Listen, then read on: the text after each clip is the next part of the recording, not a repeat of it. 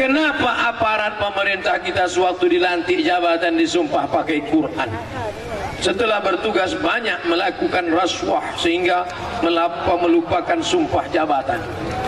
Sebetulnya sumpah itu tidak perlu pakai Quran. Sumpah itu cukup wallahi, tallahi, billahi. Itu saja cukup. Tapi biar supaya sugesti, biar supaya terasa betul kutukannya, letakkan Quran itu di kepala. Nah, kau kalau macam-macam, itu maka ancaman-ancaman ada. Saya simpan SMS-nya. Ustaz, kami akan menarik dukungan. Saya, anak saya, keluarga saya tidak lagi mendengar ceramah Ustaz kalau Ustaz poligami. Ada, saya simpan. Tentu kalau saya nikah lagi tak saya kasih tahu. Tak ada dusta di antara kita. Bapak Ibu yang dimuliakan Allah Subhanahu wa taala. Nah, masalah kita tidak lagi macam dulu. Dulu Belanda menembak pakai meriam Belanda. Sekarang pakai meriam, bukan saya yang bilang. Dulu berdarah-darah. Datang Jepang membawa samurai, mereka tembak pakai tank, pakai senapan. Sekarang mereka tidak merusaknya dengan itu. Anak kita tidak berdarah, bajunya tidak koyak, tapi otaknya error. Diserangnya pakai apa? Narkoba. Jangan sampai negeri sagu menjadi negeri sabu.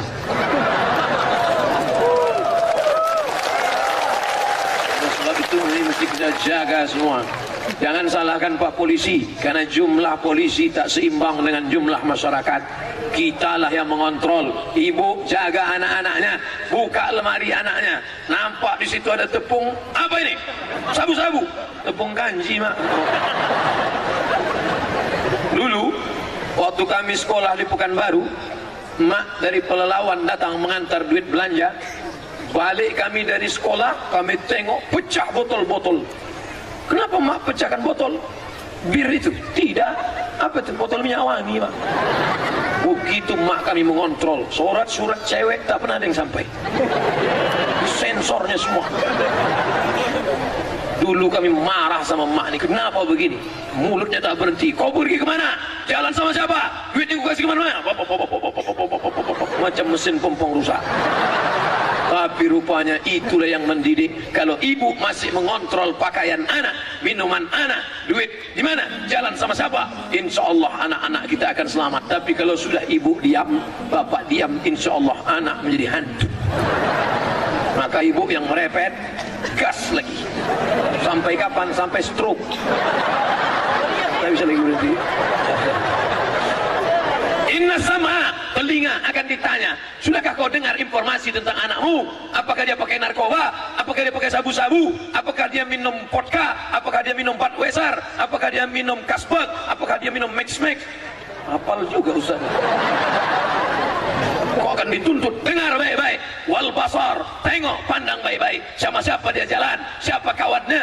Zaman dulu orang kalau mau mabuk, dipotong pohon kolang-kaling, keluar cairan manis namanya nira. Nira diberi ragi, dibiarkan sampai berbuih fermentasi. Setelah itu baru diminum. Nama minumannya tua. Tua ini mabuk yang paling jelek. Diminum hari ini, 2 hari baru mabuk. Mabuknya tak enak, baunya dibusuk, kutu-kutu yang ada di dalam. Zaman sekarang tidak lagi pakai cairan, tidak lagi menunggu fermentasi, langsung bubuk, langsung kimia, langsung pakai bom, langsung ditarik. Ustaz tahu dari mana? Nonton sinetron. 1,6 ton tertangkap oleh kepolisian Republik Indonesia. 1,6 ton. 1,6 ton itu kalau kita pasang satu halaman ini 6 bulan mabuknya. Fly semuanya. Kami Pak Ustadz jual semen, jual batu bata, jual kerikil, tapi untuk lem kambing kami tidak jual kepada anak-anak. Kenapa? Kami takut anak-anak ini ngelem. Alhamdulillah, bapak-bapak toko bangunan jangan jual lem sembarangan. Anak-anak SD cabut, dibukanya tutup lem, dihirupnya dalam-dalam, putus kabel-kabel gitu. Ditangkap sama Pak Kapolsek, ditempeleng, lepak, lepak. Ketawa dia, aku tidak takut sama Kapolsek, hanya takut pada Allah Subhanahu. Udah error otaknya udah. Yang SMP sekarang kelas 1, SMP sekarang kelas 1, SMP berapa tahun? 3. Tamat SMP masuk SMA berapa tahun? 3. Tamat SMA kuliah S1 berapa tahun? 4. 3, 4 berapa tahun? 10 tahun. Sekarang SMP kelas 1 ngelem, narkoba, sabu-sabu, minum, mabuk. 10 tahun lagi dia akan menjadi PNS, akan menjadi ASN, akan menjadi calon anggota legislatif, dan karena duitnya banyak menang, dia terpilih menjadi ketua DPR dan pemimpin sidang paripurna. Padahal dia pecandu narkoba. Siang ini kita rapat paripurna untuk Kepulauan Meranti 20%. Apakah saudara setuju? Setuju. Dipukulnya kepala wakil. Mati. Oleh sebab itu, untuk menyelamatkan anak-anak kita ini, semuanya bekerja sama. Ustadz dengan ceramahnya, jangan pernah bosan Ustadz. Ceramah. Itulah mengapa saya tetap sampai hari ini, sampai mati insya Allah berceramah. Amin. Kalau saya jadi ustadz, saya bisa berceramah di istana, menceramahi presiden, betul. Tapi kalau saya wakil presiden, tak bisa saya ceramahi presiden. Saya yang ditunjuk-tunjuknya. Jadi ustadz tak ada pensiunnya. Ustadz tak ada pensiun sampai malaikat maut datang. Cuman ceramah ini tak lama. Paling-paling tahan ceramah ini 10 tahun lagi lah. Itu masih kuat lagi seorang jamaah yang dimuliakan Allah. Tapi kalau udah agak-agak 50, jamaah yang dimuliakan. Judul pengajian kita malam ini adalah bagaimana menghadapi sakaratul maut. Tapi malam ini masih kuat lagi, insya Allah. Masih lagi jamaah yang dimuliakan Allah. Kenapa suara Ustaz kuat? Mikrofonnya mantap. Semua yang ikut bertungkus lumus sehingga acara malam ini terjadi, mudah-mudahan dibalas Allah segala kebaikan. Walaupun dia tidak tampil ke atas ini. Yang dipanggil protokol siapa? Qori. Yang dipanggil siapa? Pak Bupati. Yang dipanggil siapa? Ustaz Somad. Padahal dia berjasa. Dia tak dipanggil di sini. Tak pernah dipanggil. Berikut ini mari kita dengarkan kata sambutan yang disampaikan oleh teknisi mikrofon. Tak ada dia dipanggil, tapi jasanya luar biasa. Semua yang hadir ini, yang sakit-sakit disehatkan Allah Ta'ala. Yang belum menikah ditemukan dengan jodoh yang soleh. Yang bilang amin itu yang belum nikah. Ini udah nikah pula.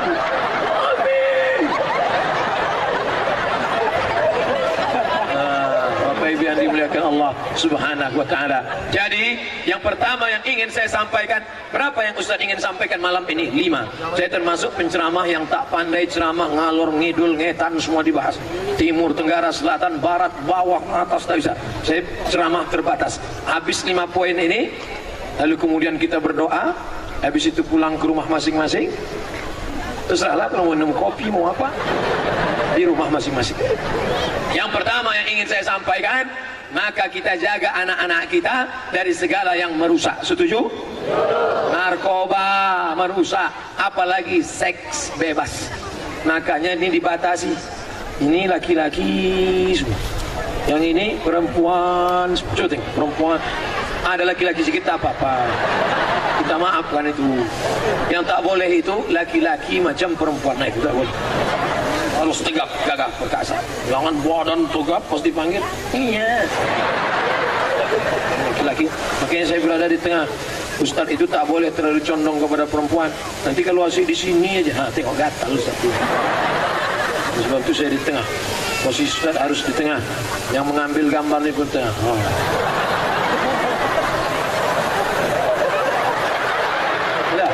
Kalau udah kasih tahu, tuh. Kenapa Ustaz Somad kalau selalu bergambar begini? Ini artinya tauhid. Allahu.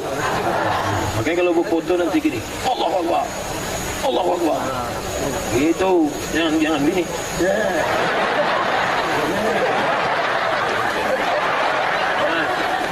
Jangan mengupload foto sendiri di Facebook. Jangan.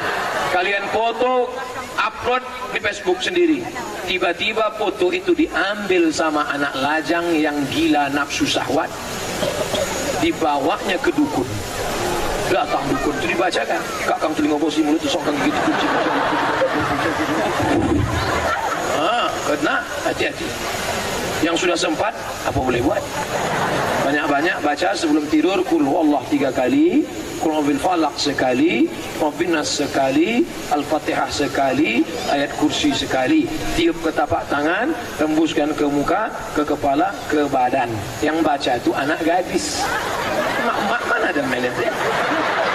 Tak pula mau gadis. Janganlah ya sakit hati. Kalau gini ceramah Ustaz ni balik aja lagi. Jangan balik. Kenapa? Belum tentu dapat jalan balik. Manusia ceramah ini tak nampak ujungnya tadi mana. Gelap mana nampak. Jaga anak kita dari narkoba, jaga anak kita dari judi, jaga anak kita dari gaple, jaga anak kita dari kartu. Jaga kartu telepon tak apa-apa. Jaga anak kita dari pergaulan bebas. Ini anak lajang sudah datang menjemput dia naik motor. Bu, kami jalan-jalan sebentar ke tepi pantai ya. Tidak. Sekejap aja, walau sedetik. Kalau sudah sekali tidak, jangan tawar-tawar. Kalau mau panci ini melayang. Nanti kami belikan ibu mie ayam. Abu Allah.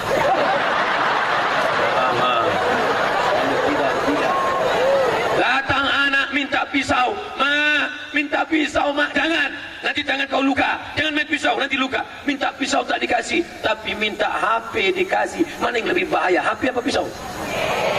HP. Ditengoknya yang macam-macam, emosionalnya belum terkendali, macam-macam perbuatan dia. Dikasih duit, dia ngasih HP. Anak saya sekarang Pak Ustaz gila main game online Pak Ustaz, tak mau sekolah, main game online, tak berhenti-berhenti. Yang ngasih HP siapa? Saya. Yang ngasih duit siapa? Saya. Yang membiarkan dia main siapa? Saya. Yang salah siapa? Ustaz. Enak aja. Giliran anaknya error, kita dia salahkan. Kita lah yang sudah menjerumuskan anak kita ini. Belikan dia sepeda motor, bonceng sana, bonceng sini, bonceng sana, bonceng sini. Yang laki-laki ngebut, tambah tiang listrik, mati. Ya kalau dia mati, kalau setengah mati, bonceng sana, bonceng sini, bonceng sana, bonceng sini, gembok masuk angin. Padahal itulah hari pernikahan, hari bahagia, hari sakral. Tapi apa yang terjadi di saat hari kebahagiaan? Di situ pula lah si ayah marah dengan gigi rapat mengakatkan nikah. Aku nikahkan engkau dengan anak. Bisa datang di situ. Apa tak marah? Beratus kertas datang. Ustaz Somad, apa hukum laki-laki nikah dengan perempuan yang sedang hamil? Sah. Makanya Pak Kemenak, Ustaz Buya Darwison tak pernah bertanya itu ini hamil berapa bulan. Tak perlu di scan-nya. Ada di dalam. Tak perlu, karena akadnya sah. Yang jadi masalah bukan akadnya, anak yang hamil dinikahkan. Setelah nanti bayi itu lahir, muncul 4 masalah. Yang pertama, anak itu tidak boleh pakai bin bapaknya. Jadi pakai bin apa? Seserah bin kardus, bin botol, bin sampan, bin kepiting. 2, kalau anak itu lahir laki-laki, habis itu lahir adiknya perempuan. Nanti adik perempuan mau nikah, maka si abang tak bisa jadi walinya, karena mereka saudara seemak, bukan saudara seayah. Saudara seayah baru bisa jadi wali, saudara seemak tak bisa jadi wali. 3, kalau si bapak mati, si anak tak dapat warisan, karena tak ada hubungan nasab. 4, si anak lahir cantik jelita, dipinang oleh laki-laki, si bapak tak bisa mewalikannya saat nikah. Kalau kau nikahkan dia tidak sah. La nikah illa biwaliyin. Tidak sah nikah kecuali dengan wali. Saya walinya Pak Ustaz. Bukan. Wali murid mungkin. Wali kelas bisa. Wali nikah tidak. Kenapa? Wali nikah harus wali nasab. Kau wali apa?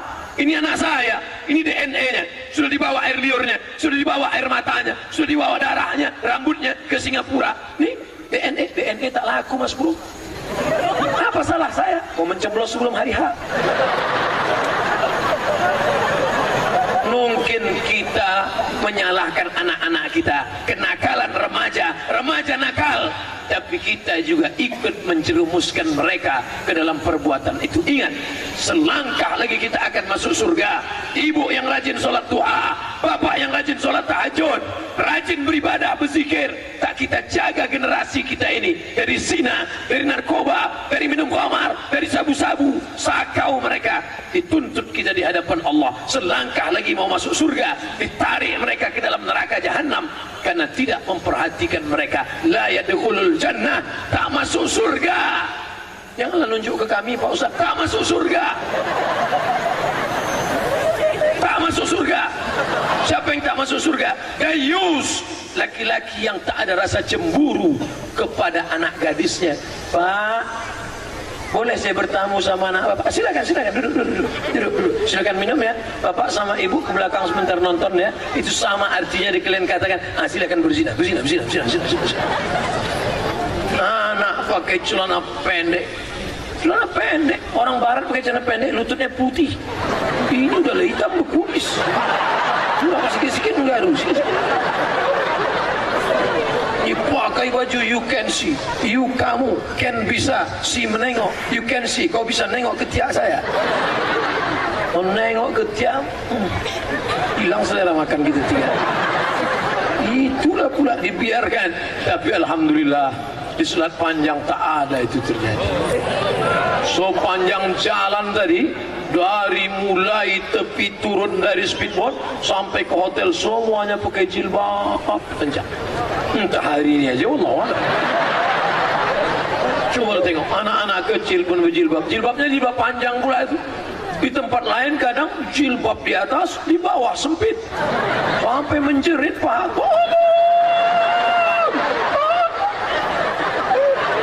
Ujung celana tu kecil sempit. Kita pun nengok macam mana masuknya. Pakai oli.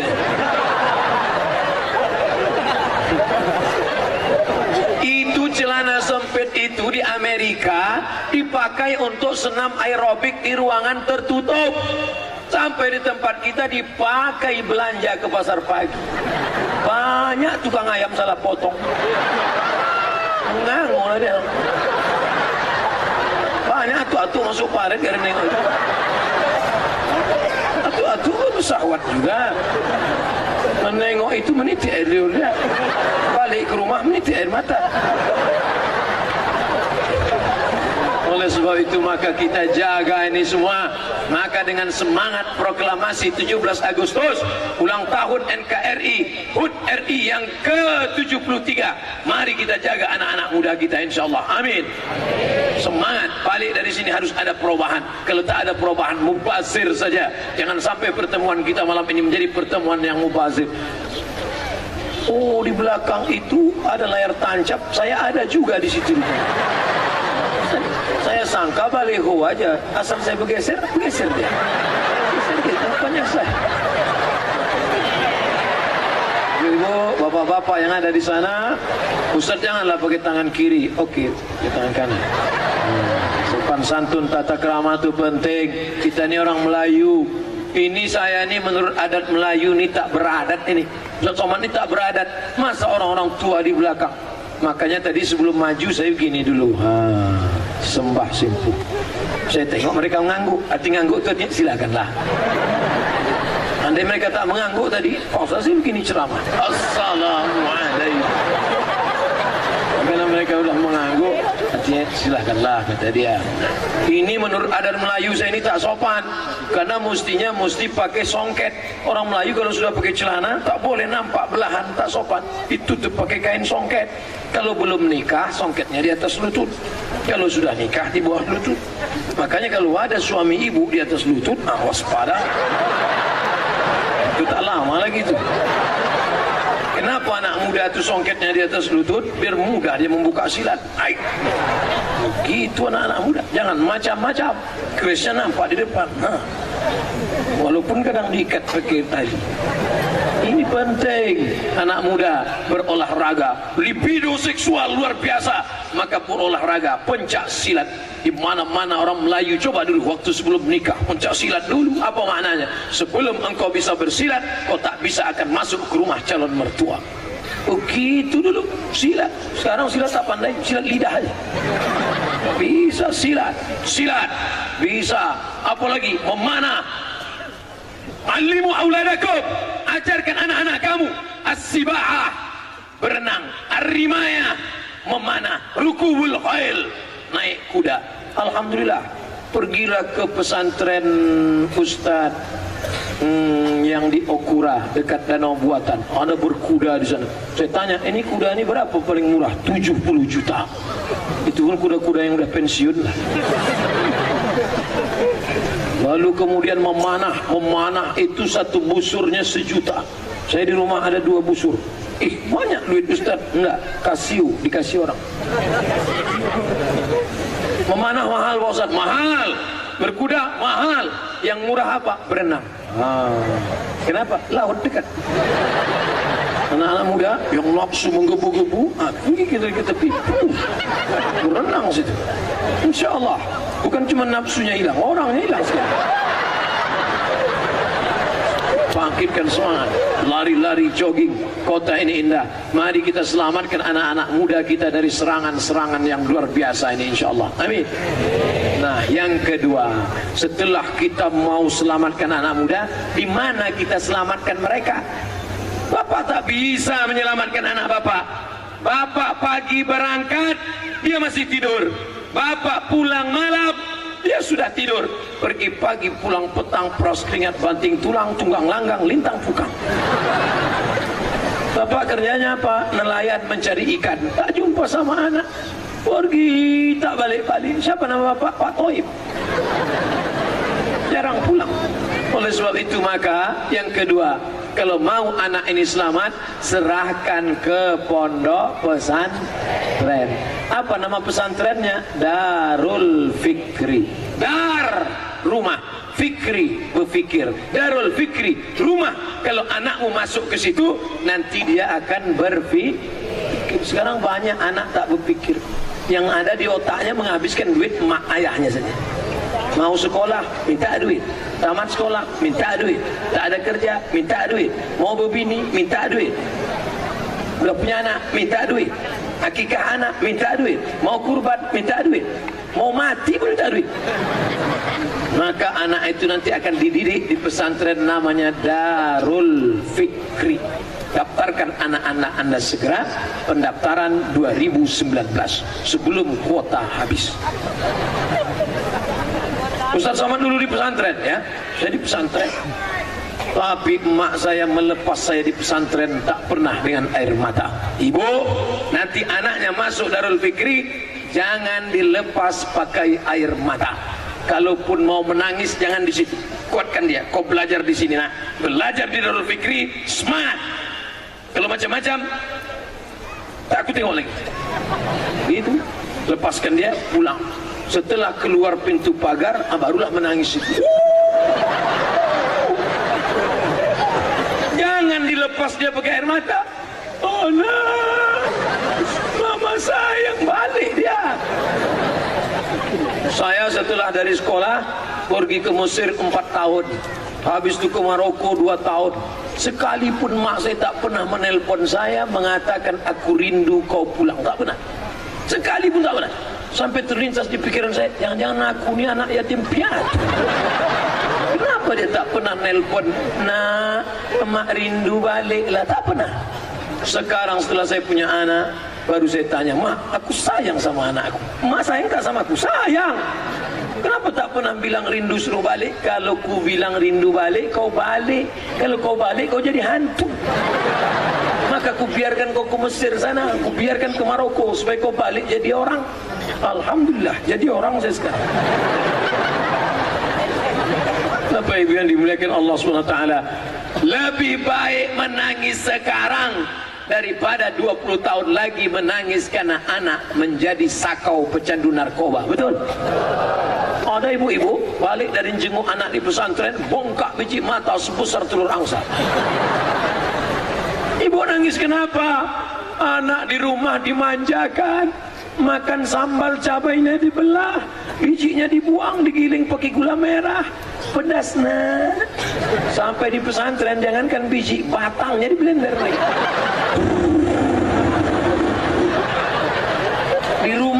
disuap. Sampai di pesantren, jangankan suap satu-satu, ngantri panjang.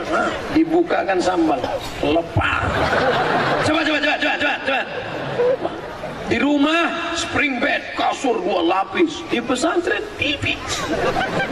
Bulan pertama tipis, bulan kedua yang tipis itu hilang. Mau nangis ibu tadi balik, mau nangis. Apa kata suaminya? Jangan menangis. Lebih baik kau menangis sekarang. Kalaupun menangis tak apa-apa, tapi berhenti menangis. Lebih baik kau menangis sekarang daripada 20 tahun lagi dia menjadi pecandu narkoba, menjadi pezina, menjadi perampok, menjadi penjahat. Berhenti menangis. Bininya pun tak kalah. Abang enak aja melarang. Yang mengandung 9 bulan 10 hari aku, yang melahirkan meregang nyawa aku, yang menyusukan 2 tahun aku. Abang kan cuma datang sekali-sekali aja. Artinya apa? Bapak itu sebetulnya membangkitkan semangat. Bukan dia marah, dia ingin ibu tetap bersemangat. Alhamdulillah Pak Ustaz, sejak saya nasihati istri saya, tak lagi dia menangis. Setelah itu saya pula menangis. Rupanya laki-laki ini pun tak tahan juga berpisah dengan anak. Mana mungkin bisa, buah hati belayan jiwa. Sebentar saja pergi melayang rasa dunia ini, macam balon kehilangan gas. Bapak Ibu yang dimuliakan Allah Subhanahu wa taala, maka serahkan ke pondok pesantren. SMP mantap, SMA mantap, tapi di SMP SMA itu cuman ada 5 pelajaran: fisika, biologi, kimia, matematika, bahasa Inggris. Agama dulu di pondok pesantren agama itu Quran, hadis, akidah, akhlak, bahasa Arab, balaghah, nahwu, sharaf, arud qawafi, tajwid, ulumul hadis, mustalah hadis, tafsir, ulumul Quran, fikih, qawaidul fikih, usul fikih, rijalul hadis, hadis tahlili, hadis maudhu'i, tafsir tahlili, tafsir maudhu'i. 20 pelajaran agama. Sekarang pelajaran agama itu diringkas menjadi satu, PAI, pendidikan agama Islam. Jangan heran doktor, insinyur tak mengerti agama. Kenapa? Tak ada pelajaran agama. Apa nama pelajaran agama? PAI, PAI. Lapai-nya lah. Lapai agama itu dari kepala. Tak ada lagi. Oleh sebab itu solusinya adalah pondok pesantren. Anaknya di mana, Bu? Gontor, mantap. Anaknya di mana? Lirboyo, mantap. Anaknya di mana? Tebu Ireng yang didirikan Mbah Hasyim Asy'ari, mantap. Anaknya di mana? Munawir Kerapia, Yogyakarta, mantap. Anaknya di mana? Itu di belakang enggak sekolah. Mau jadi apa? Oleh sebab itu maka pondok pesantren benteng terakhir. Di pondok pesantren diajarkan cinta negara, kesatuan Republik Indonesia. Betul? Yalal watan, yalal watan, yalal watan, hubbul watan minal iman. Jangan katakan orang pesantren radikal, teroris. Di pesantren dia diajarkan apa kata Mbah Hasyim? Hubbul watan minal iman.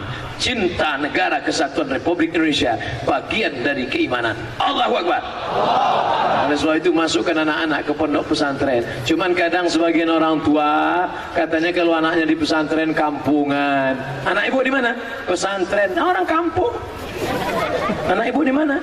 Islamic boarding school. Islamic boarding school. Islamic Islam, boarding asrama, school sekolah. Islamic boarding school sekolah Islam berasrama. Sama lah tuh. Orang kita ini selalu terjebak pada nama-nama. Kau makan apa tadi pagi? Fried chicken. Fried, goreng, chicken, ayam, goreng ayam. Sama, kualinya sama, minyak jelantah juga. Istilah-istilah aja. Sekolah di mana? SMP terpadu, SMA terpadu, mantap. Oleh sebab itu maka nanti terserah. Saya tak maulah anak saya di pesantren, nanti paling-paling jadi ustad. Saya tak mau anak saya jadi ustad, nanti kurus macam Ustaz Somad. La ilaha illallah Muhammadur Rasulullah. Kau bisa jadi apapun. Tanya dia cita-citanya jadi apa. Kau mau jadi apa, nak? Jadi dokter. Kenapa kau jadi dokter? Ingin macam orang ID bisa nyumbang 150 juta untuk pesantren Darul Fikri. Mantap. Belum pernah saya nanya anak-anak, kamu mau jadi apa? Jadi ustadz. Belum. Kamu mau jadi apa? Jadi polisi. Kenapa? Ada pistolnya. Kamu mau jadi apa? Jadi tentara. Kenapa? Loreng, komando, Arnold Schwarzenegger. Kamu mau jadi apa? Jadi dokter. Paling banyak anak-anak kalau ditanya ingin jadi dokter. Kenapa ingin jadi dokter? Ternyata dokter pekerjaan yang duitnya paling banyak. Penjaga malam, security, senternya besar. Dari jam 6 pagi sampai jam 6 maghrib sampai jam 6 subuh menyenter mencari maling. Gajinya cuman 70.000 semalam. Senter besar. Dokter senternya kecil. Suruhnya tengok telinga kanan, 2 juta. Tengok telinga kiri, 2 juta. Tengok lubang hidung, 2, 4. Buka mulut, 3,5. Kecil. Tukang gagang martil besar. Martilnya pula dari besi, gelombang, 50.000 saja. Dokter kecil aja, pukulnya lutut sekali. 7 juta. Lutut kiri. Sekarang dokter ini datang 180 orang. Bayangkan berapa martil kecil berdatang.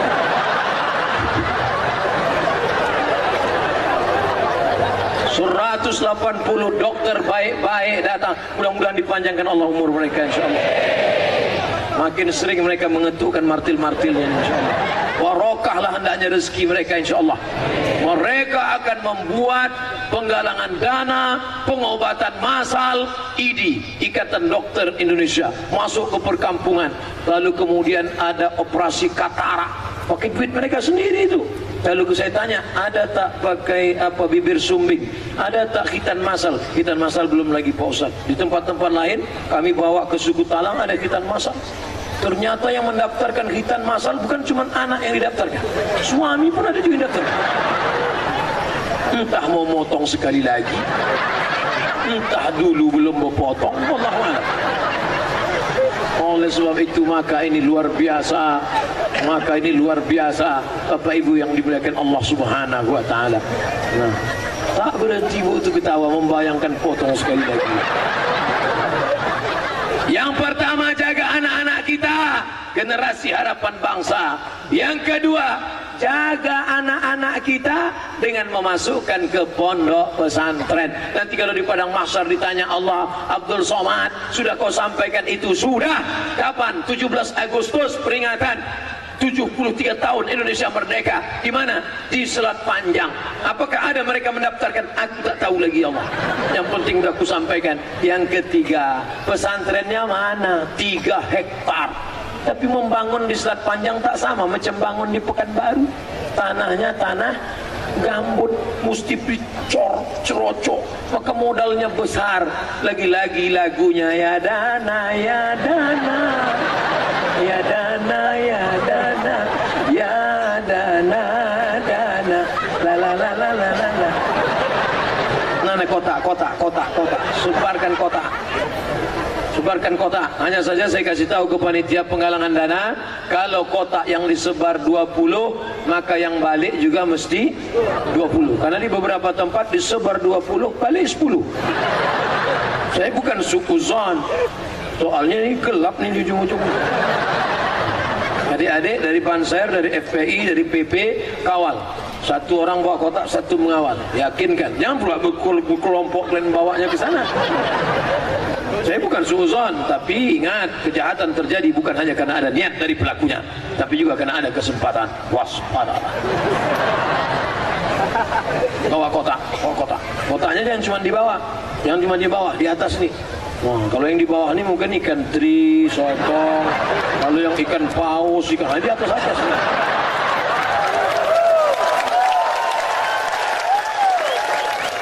Cepat, kalau bisa cepat sedikit sebelum mereka turun.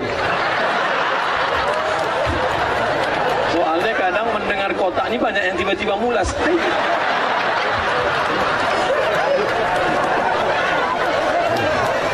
Saya kasih tahu respon orang menengok kota. Asal sudah nampak kota, orang kalau nampak kota, itu responnya dua. Yang pertama, begitu nampak, silakan. Yang kedua, asal nampak kota, umat sakit perut. Yang ketiga, asal nampak kota, ke saya pula dekatnya.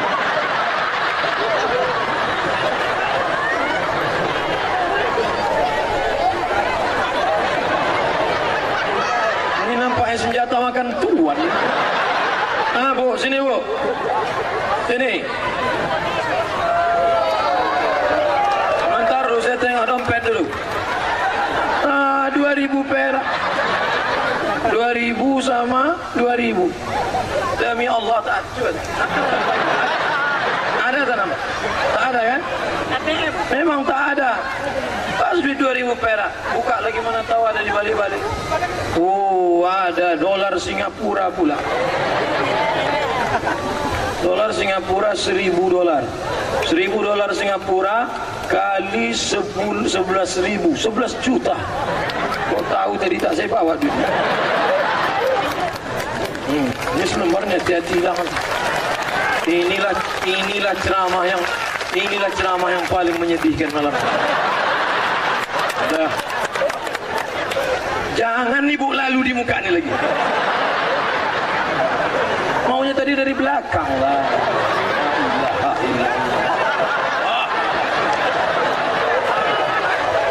Udah cepat sikit. Saya kalau mengenang ini meniti aja mata.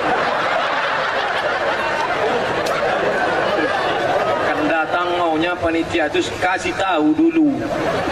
Kasih tahu Ustaz, malamnya ada penggalangan dana. Jadi siap-siap kita. Hilang bahan ceramah saya.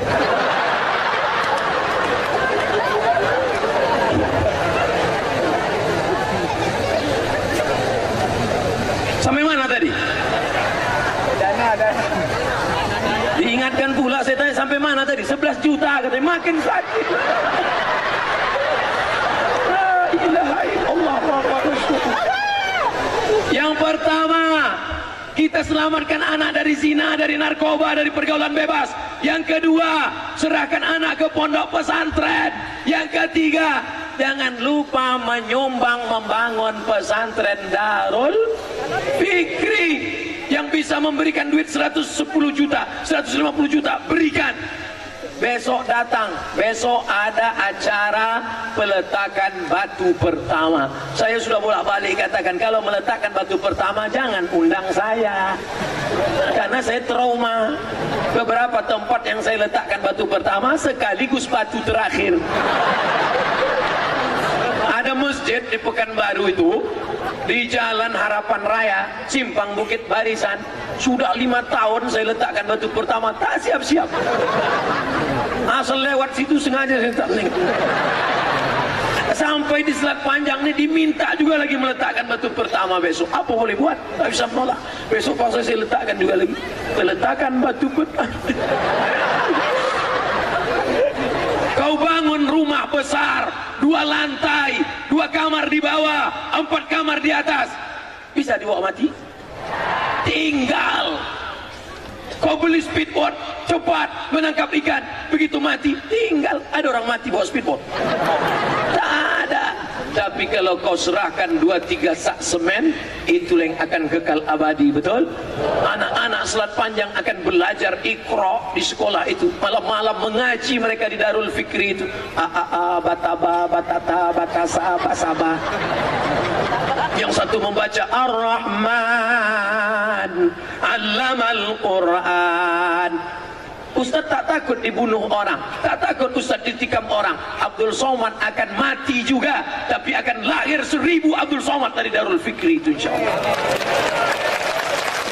Oleh sebab itu maka inilah cikal bakal kebangkitan Islam akan bangkit dari Merbau, Rangsang, Tebing Tinggi, dari Darul Fikri yang akan kita bangun ini dengan syarat infak, wakaf, zakat, sedekah. Besok datang ke sana, jumpai Ustaz Fauzi, tanya, Ustaz Fauzi, berapa sak semen yang perlu diperlukan? Berapa batu kerikil? Berapa batu bata? Bapak membantu? Enggak, nanya aja.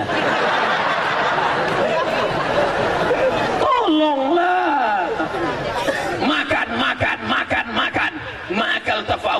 yang kau makan busuk, wa malabista fa'ablaita yang kau pakai lapuk, wa mata sodakta yang kau sedekahkan itu yang akan kau pakai untuk hari esok. Betul? Yang kau makan busuk, yang kau pakai lapuk, yang kau sedekahkan itu yang akan kau tuai untuk hari esok. Saya tidak mau ngasih satu sak semen. Jadi mau apa? Satu lokal punya saya. Satu lokal. Belajar anak-anak di sana. Kita mati dimakan cacing tanah, berkuang dalam lumpur, tapi tetap mengalir pahalanya ke makam kita. Inilah orang-orang yang cerdas. Duit yang disimpan. Ibu asal dapat gaji 13 simpan. Dapat uang tunjangan simpan.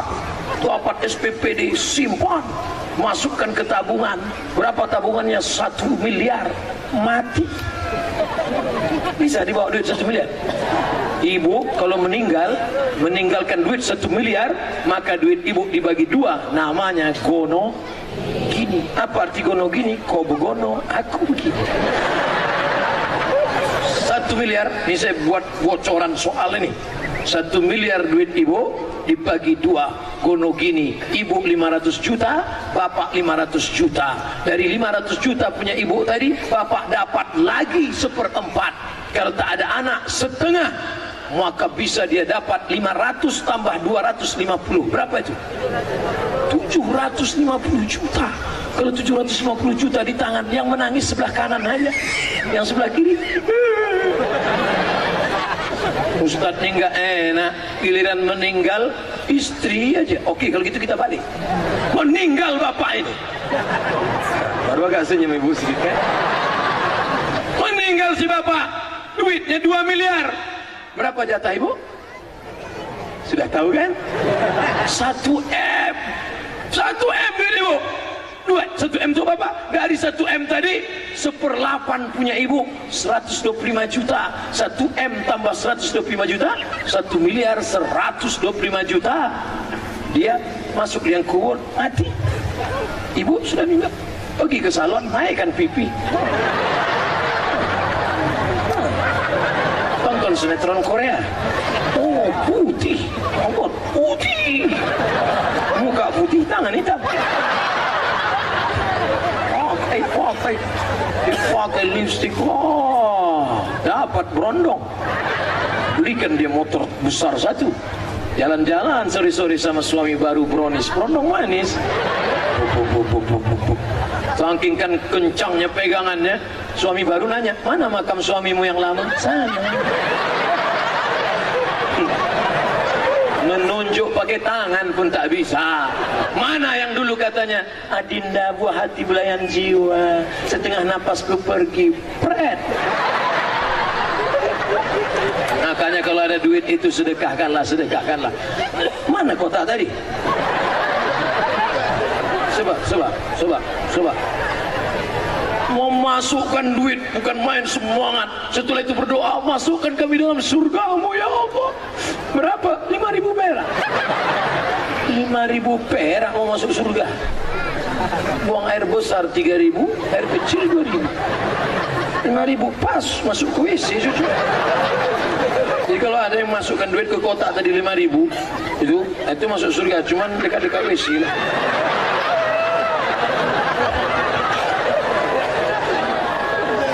Tadi saya ceramah jam 9 kurang 15. Sekarang jam 10 kurang 15. Pas 60 menit saya sudah ceramah. Di mana-mana saya ceramah 60 menit sesuai dengan yang tertulis di botol 600 ml. Kok Ustaz bisa ingat sudah sejam? Asal terasa kesemutan itu sejam. Sudah tahu saya tanda-tanda. Cuma minjam kotak itu sebentar bang. Pinjam sebentar. Saya mau merasa kok nampaknya ringan betul.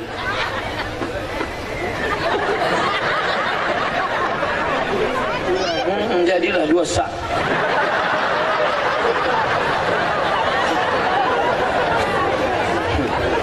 Faman ya'mal mithqala dzarratin khairan yarah.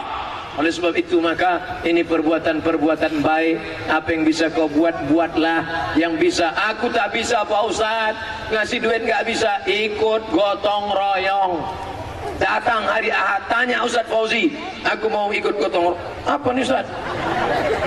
Saya sangka cek untuk bantuan masjid.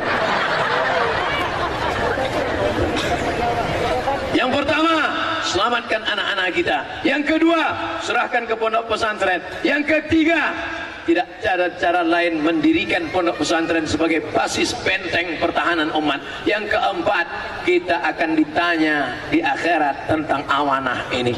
Bapak-bapak dari BPJS hadir malam ini. Mereka akan dituntut di hadapan Allah tentang pertanggungjawaban mereka tentang kesehatan umat ini. Betul?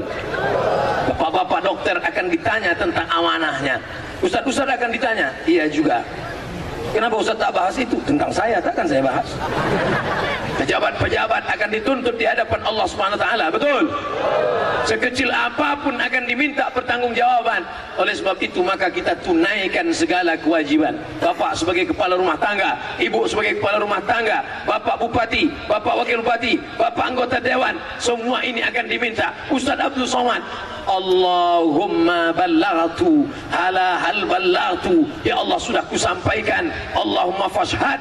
Ya Allah, saksikanlah. Nanti di akhirat tak lagi ada yang bisa menuntut. Hai Abdul Somad, sudah kusampaikan? Sudah kusampaikan ya Allah. Apakah mereka amalkan? InsyaAllah kita mengamalkannya. Amin ya Rabbal Alamin. Jangan sampai kita ditanya, bapak-bapak ada tanggung jawab 5 kepada anak istrinya. Kasih mereka makan. Sudah kasih makan istrinya? Kasih mereka pakaian. Sudah diberikan pakaian? Sekarang banyak laki-laki memberikan pakaian istrinya kain panjang, cuman lupa ngasih resleting. Asal melangkah, suka. Bini tinggi 170 cm, dibelikan kain 100 cm. Tutup ke atas, buka ke bawah. Tarik ke bawah, buka di atas. Makin banyak aja cek nih. Oleh sebab itu ini tanggung jawab. Kasih dia makan, kasih dia pakaian, kasih dia tempat tinggal rumah yang layak, kasih dia pendidikan, kasih dia perhatian. Maka alhamdulillah Bapak Ibu sudah menunaikan. Apakah suami-suami ini sudah menunaikan yang 5 ini? Banyak yang menjawabnya dalam hati nampaknya. Bapak Ibu yang dimuliakan Allah Subhanahu wa taala. Yang terakhir, yang kelima, sebelum saya jawab pertanyaan nih. Nampaknya kalau begini tebalnya azan subuh baru selesai.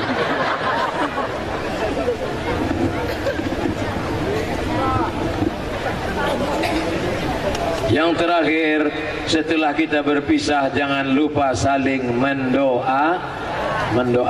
Abdul Somad request doanya tak banyak. Doakan Ustadz Somad mati husnul khatimah. Jangan sekarang. Ini mau cepat jadi kita mati. Apa keutamaan sholat wanita di rumah atau di masjid? Sedangkan masjid dekat dengan rumah. Di Masjid Nabawi ada pintu babun nisa, pintu kira-kira perempuan ada pintunya menunjukkan perempuan sholat di masjid apa di rumah? Di masjid. Untuk apa pintunya ada orangnya? Tak ada. Nabi kalau meluruskan shaf, apa kata Nabi? Sebaik-baik shaf laki-laki di depan, sebaik-baik shaf perempuan di belakang. Artinya apa? Bahwa perempuan ada di masjid. Seandainya perempuan tak ada di masjid, pasti kata Nabi, sebaik-baik shaf laki-laki di depan, yang perempuan pergi balik ke rumah. Itu menunjukkan perempuan ada di masjid. Tapi katanya Pak Ustaz, perempuan lebih baik di kamar, lebih baik dalam rumah, lebih baik dalam tempat sempit. Kalau terjadi fitnah di Palestina, tak boleh perempuan sholat di masjid, takut ditangkap tentara Israel. Tapi di Selat Panjang ada tentara Israel di bawah pokok kayu, ada di balik-balik tiang listrik. Mana ada. Oleh sebab itu ibu tetap sholat ke masjid dalam kurung syarat dan ketentuan berlaku. Saya, pengalaman saya sholat di masjid, tak khusyuk kita berzikir, gara-gara perempuan di belakang asik ibu bisik. Kalau begitu elok balik ke rumah, sholat masjid. Oleh sebab itu perempuan yang kalau mau ke masjid tetap jaga aturan, jangan pakaian sempit, jangan bersoleh-soleh, jangan berkata-kata sombong, jangan kasar, jangan sumpah serapah, jangan kelahi, jangan cekikikan di masjid. Mengaji, ada pengajian, alhamdulillah. Apabila kredit barang termasuk riba, apabila mengkredit barang termasuk riba, misal kredit sepeda motor, ini bertanya itu apa? Uang dengan uang riba. pinjam 1 juta, bayar 1.100.000 riba. Tapi uang dengan barang tidak riba. Cara mencari tulisannya mana Pak Ustadz? Buka Google, www.google.com. Tulis situ Somad Morocco Credit, SOMADMOROCCO Credit. Enter, dapat tulisan. Saya sudah tulis itu. Uang dengan uang riba, uang dengan barang tidak riba. Oleh sebab itu maka kalau ada ibu-ibu yang mengansurkan panci, mengansurkan jilbab, bayar cicilan sekian bulan, tapi akadnya uang dengan barang, maka tidak riba. Bagaimana hukum kita sholat berjamaah di suatu lapangan, terus sopnya putus-putus? Mohon penjelasannya Pak Ustaz. Sawu sufuf, luruskan sop. Fa inna taswiyatas sufu min tamamis sholat. Lurusnya sop bagian dari kesempurnaan sholatnya sah, tapi kurang sempurna. Sholat tadi berjamaah di sini sah, tapi kalau putus-putus kurang sempurna. Imam, luruskan dulu, tengok. Saya sholat di Masjid Istiqomah di Bengkalis. Apa kata imam? Luruskan shop, matikan HP.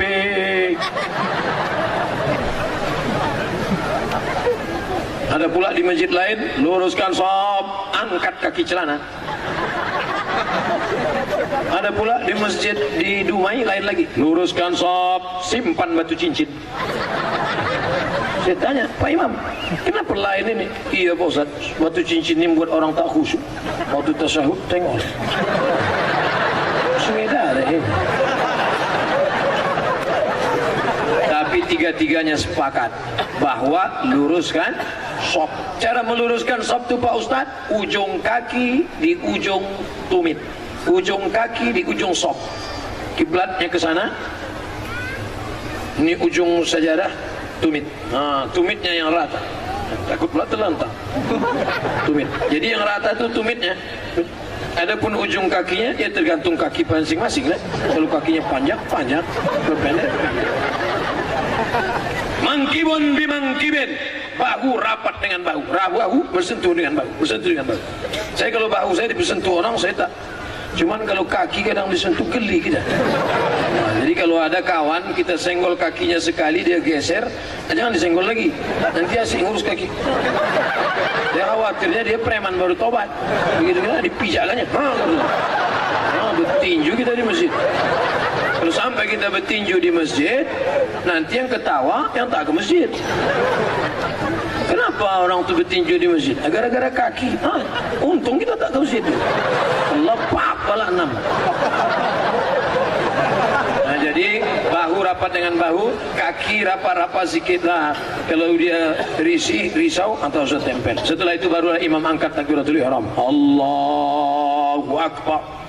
Pak Ustaz, berdosa tak kita memarahi ibu? Alasannya ibu keluar rumah tak menggunakan hijab. Oh, tak boleh nak. Mentang-mentang kau sudah pengajian, lalu kau panggil emakmu, mak sini sebentar. Assalamualaikum warahmatullah, neraka jahanam. Itu caranya. Wa in jahadaka ala an tusyrika bima laysa laka bihi ilmun. Kalau emak bapakmu memaksamu untuk mempersekutukan aku, fala tuti'huma, jangan kau patuhi dia. Tapi untuk melawan tetap tak boleh. Wa sahibhuma fid dunya ma'rufa, tetaplah bergaul dengan jangan kalian yang menasihati dia. Datangi Pak Wan, datangi Pak Bupati, datangi Pak Wabub. Pak, bisa tak Bapak nasihati mak saya? Mak saya ini takut sama Bapak. Panggil Pak Bupati, go sini. Ibu kenapa tak juga begitu? Iya Pak, insyaAllah saya begitu.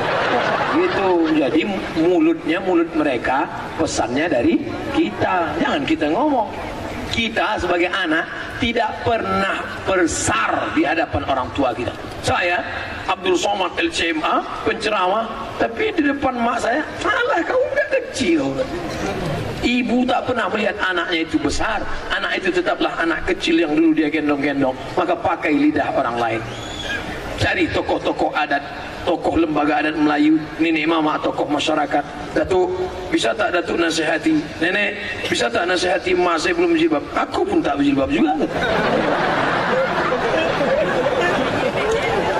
Apa hukum suami menyembunyikan uang gajinya? Kadang memberi istri sikit, padahal gajinya besar. Berapa tadi hak ibu? Ingat, berapa hak ibu tadi?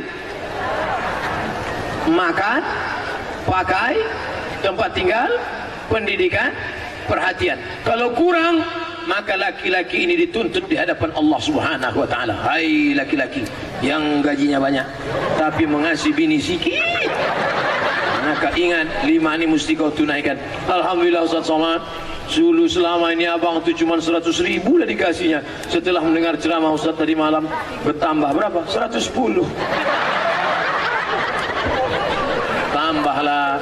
Nabi sedang duduk, Nabi duduk-duduk di bukit Sofa. Datang seorang perempuan namanya Hindun. Apa kata dia? Ya Rasulullah, inna Aba Sufyan rajulun syahih. Suamiku itu orangnya pelit. Boleh tak aku ambil duitnya untuk makan anak-anakku? Kata Nabi, ambillah. Itu dalil boleh mengambil duit laki yang pelit. Tapi kalau kurang, kalau udah cukup jangan ambil lagi. Saya tak tanggung jawab. Nanti dia ambilnya semua. Pas ditanya kenapa kau ambil? Kata Ustaz Somad tadi malam. Misalnya standar di sini sebulan 3 juta, laki cuma mengasih 1 juta, maka ibu boleh ambil 2 lagi. Kenapa? Karena itu keperluan. Begitu dalam riwayat tentang Hindun mengadu Abu Sufyan rajulun syahih, pelit.